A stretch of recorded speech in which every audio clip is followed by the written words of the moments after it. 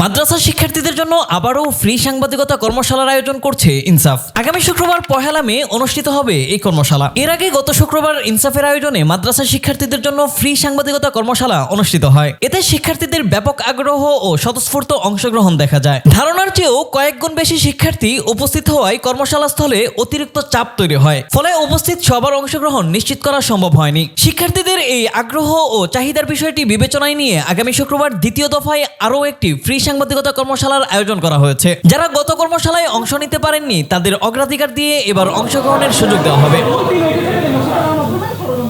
কর্মশালাটি সম্পূর্ণ ফ্রি। এটি অনলাইনে অনুষ্ঠিত হবে না। অংশগ্রহণকারীদের সরাসরি উপস্থিত হয়ে কর্মশালায় অংশ নিতে হবে। এই কর্মশালায় মাদ্রাসা শিক্ষার্থীদের সাংবাদিকতার প্রাথমিক ধারণা, সংবাদ লেখার নিয়ম, তথ্য যাচাই, সংবাদ উপস্থাপনা, গণমাধ্যমের দায়িত্ব ও পেশাগত নৈতিকতা সম্পর্কে ধারণা দেওয়া হবে। পরিবর্তিত বাস্তবতায় মাদ্রাসা শিক্ষার্থীদের জন্য গণমাধ্যম জ্ঞান অত্যন্ত গুরুত্বপূর্ণ।